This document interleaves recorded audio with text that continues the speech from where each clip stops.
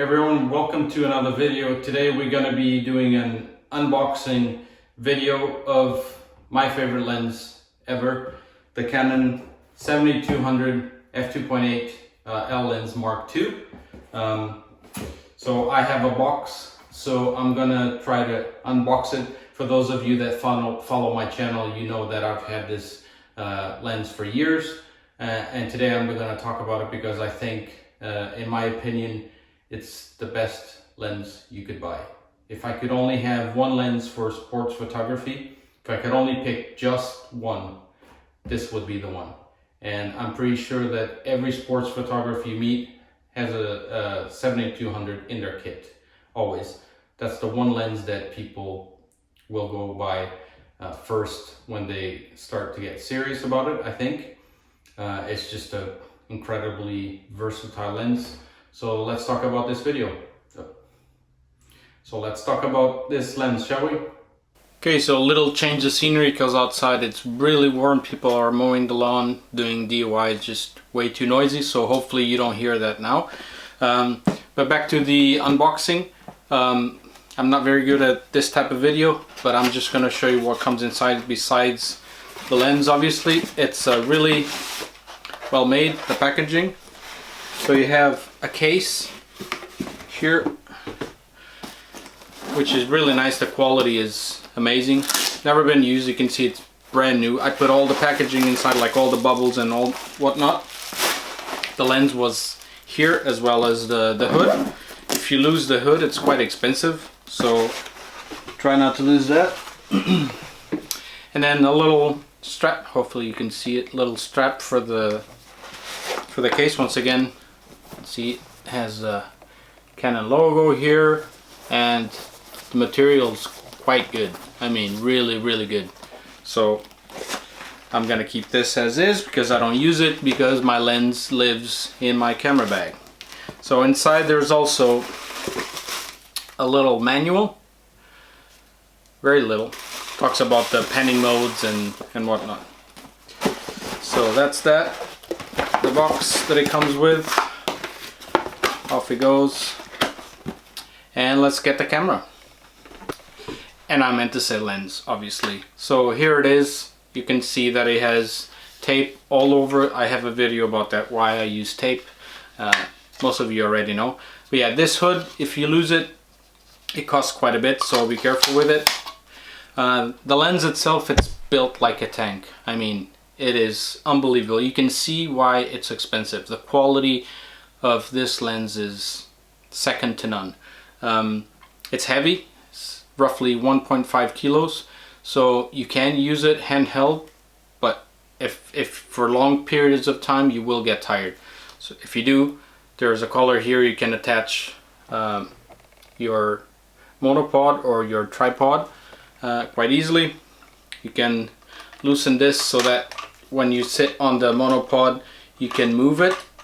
So you can move the camera to a vertical position if you want, or portrait or landscape. So that's what that's for. And now let's go over the little switches and handles that it has here. So I'm going to switch the view of the camera. Hopefully you can see that. This is the focus limiter. So if at the current position, it'll focus from 1 meter, 1.2 meters until infinity. If I know that the action is going to be further away, to allow for the camera not to work as much, not to hunt as much focus, I can set it for 2.5 meters until infinity. Because I use this as a close-up lens and people do get really close to me, I usually have this on this setting. Then this one's very obvious, autofocus, manual focus, obviously always on autofocus. And then you have the stabilizer on or off. Because I use this handheld, I usually leave it on. Okay, and then you have the stabilizer modes, 1 and 2. Mode 1 is perfect for when you're hand holding, okay, because it counters both the vertical and horizontal movements. And mode 2 would be good for panning, okay? So it will only counter the horizontal shake, not the vertical. So if you have it on a tripod or monopod, where the camera won't be going up and down, it's just moving in one direction, that would be mode number 2 for panning. But if you're hand holding like I am, then always have it on one. Okay, if you have it on a monopod or tripod, you can turn the stabilizer off completely because you don't need it. And then here is the little knob that I was telling you about on the tripod mount. Obviously, if you have this mounted on a tripod or a monopod, don't attach the monopod to the camera, attach it to this instead, okay? And then you can leave it loose so that you can switch the camera vertically or horizontally when you're taking shots. Unless obviously it's a landscape and you want it to stand still, then fix it in place and you're good to go.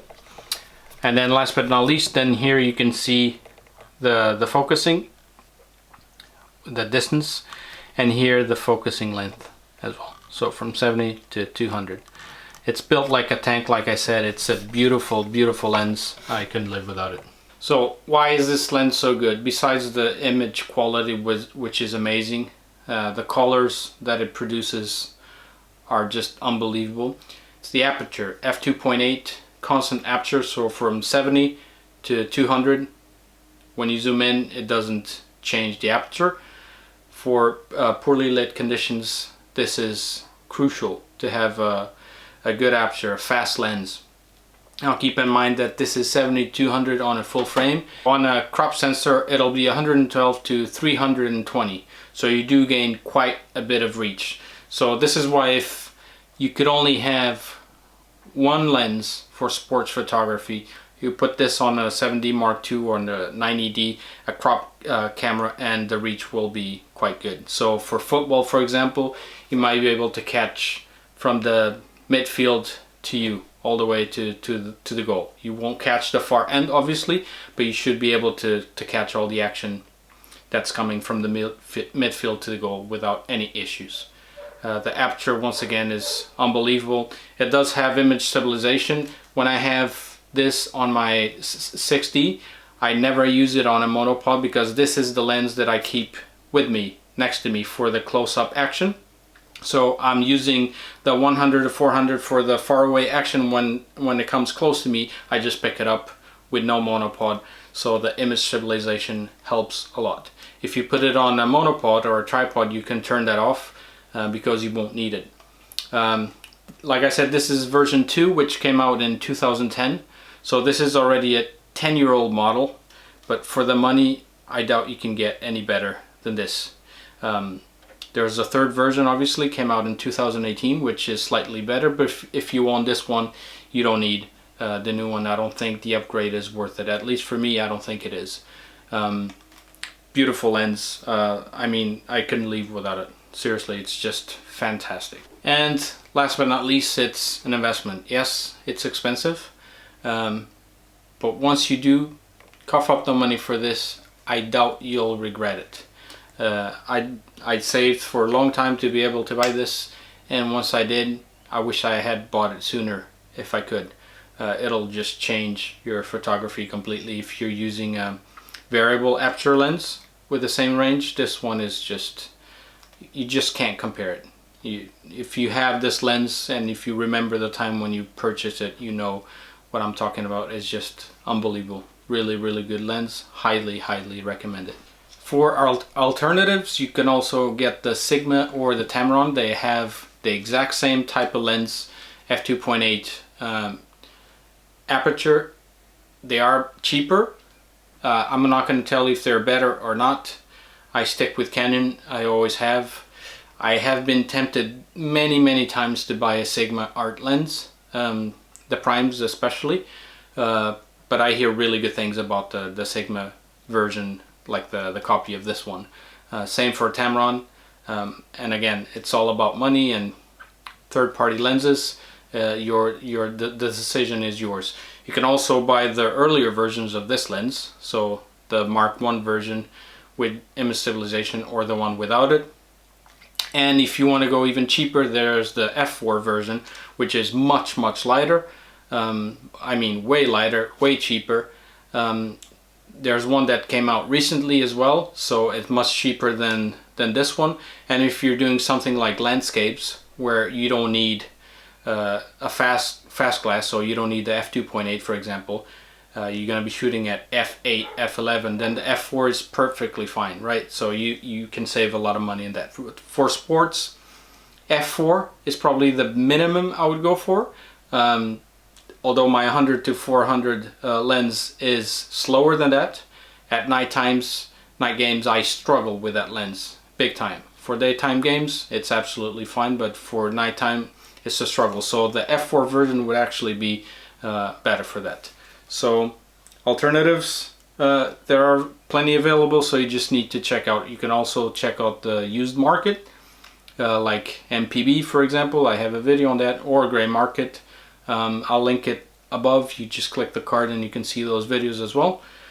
But yeah, this lens I just couldn't live without it. It's magnificent. If you like this video, hit that thumbs up, helps a lot. Be sure to follow me on social media. I think the links are down here. And yeah, if you want to subscribe to the channel, even better. And I'll see you guys on the next video. Take care, guys, and stay safe.